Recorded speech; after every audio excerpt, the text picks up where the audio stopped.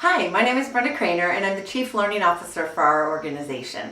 I would like to thank all of you for being here today. I know we're spread out throughout the country in various satellite offices, but I'm hoping that you've had a chance to get to know your site facilitator as well as talk to some of the people who you'll be working with today in this workshop.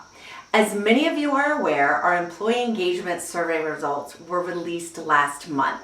While they were satisfactory, there were some areas that we've decided to target and improve upon, hopefully moving forward into the remainder of this year and the beginning of next year. So that's essentially what we're going to be talking about today. What can we do to move that needle on engagement up a little bit higher?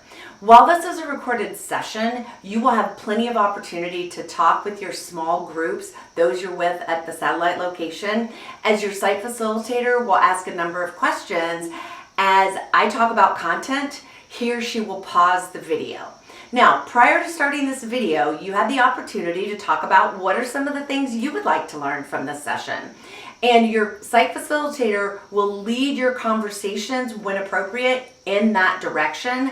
But if you don't get some of your questions answered or your expectations met, please jot them down on the notes section of your handout page and send me an email at the end of the session today. I will be glad to respond to them within 24 to 48 hours. Before we get started though, it's really important that you're comfortable. So check the room temperature, make sure everyone is okay with it, and make sure you have the handout that I emailed to you earlier this week in front of you because we are going to be using it throughout the session. And you'll also notice that you've been arranged in team tables as opposed to lecture style. This is because I'm going to be giving you snippets of information and then you're going to be talking about how you can build on your current experience and your situation to apply the material to your workplace. So you're designed to sit in circles that will encourage interaction and promote collaborative learning. Once again, if you have questions, jot them down. If there's not an opportunity to discuss them in your small group session, and I will get back to you at the end of the session. So these are the learning objectives for today. The first one is that you'll be able to identify contributors to employee engagement. So what is it that leads to a culture of engagement? Secondly, you'll recognize the various contributors to a strong engagement culture, everything from the individual's job to the individual employee, environment, and supervisor. And then finally, you'll create a list of behaviors that can build an environment that's conducive to employee engagement. So what exactly is employee engagement? Well, this is when the employee brings his or her head, heart, and feet to the workplace. They bring what they know and the skill set they have.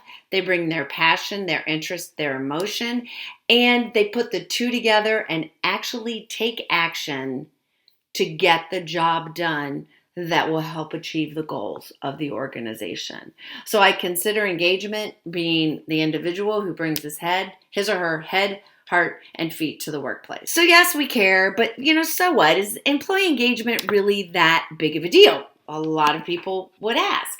Well, there are thousands of articles out that do research related to employee engagement. They found in some of these articles that an engaged employee has higher productivity. They bring more money into the organization. The customers are more satisfied.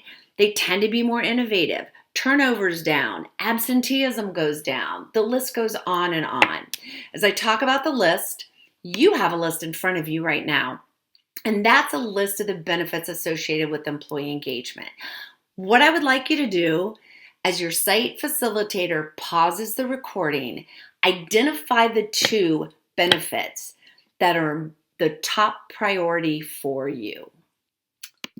So now that you had a chance to talk in your small group about the priorities that are most important when you're looking at the benefits of employee engagement, let's define the different levels of engagement.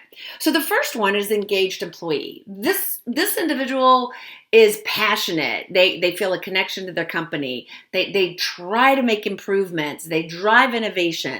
They move the organization toward their goal, fast and furious. So I'd like you to take a minute and consider an engaged employee you've had in the past or currently have. And talk about in your smaller group, what are they doing? What do you think caused them to behave in a way that you labeled engaged? And what are some of the benefits of their behaviors associated to being an engaged employee? Go ahead and pause the video and share some of the thoughts you have with your smaller group. So let's look at employees who are not engaged. They've essentially checked out, they're sleepwalking through their workday. They do what they have to do, but above and beyond doesn't necessarily happen. They're ready to clock out when the day is done. So, have you ever had one of these in the workplace? Do you currently have one? What behaviors are they demonstrating? What do you think may have led to this? And what are the consequences or outcomes of their behavior? Go ahead, pause the recording, and share your thoughts with your group. What about the actively disengaged employees? These individuals aren't just unhappy or disengaged, they're undermining and sabotaging others around them. They're withholding information, and they could potentially provide misinformation. Have you ever seen them? If so, what are they doing? Why do you think they're doing it? And how has it impacted your organization or your team? Go ahead and pause the video, share thoughts with your group. So now I'd like to introduce to you the theory of employee engagement. Founder, you could say, of the concept of employee engagement is Dr. Kahn. And he says that there are 3 psychological conditions that need to exist in order for engagement to occur. That first condition is what we will call sense of meaningfulness. The second condition is psychological safety. And the third is psychological availability. So let's start with sense of meaningfulness. This is the belief that an individual makes a difference in the organization. They are seen as worthwhile, valuable, and not taken for granted. I'm sure many of you can identify with the feeling of a sense of meaningfulness. So, what are some things you can do to increase the sense of meaningfulness for those you supervise? Pause the recording, share the thoughts you have with some of your small group members. I'll give you a few suggestions for how you can increase an employee's sense of meaningfulness. One is you can help them understand how their work aligns with the work of the team or the organization as a whole.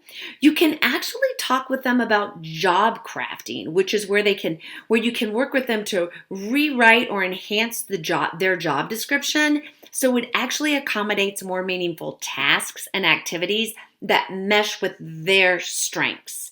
You can invest in development opportunities that will send the message to them that they are valued, and have constructive performance conversations where you actually recognize the value that they bring to the team.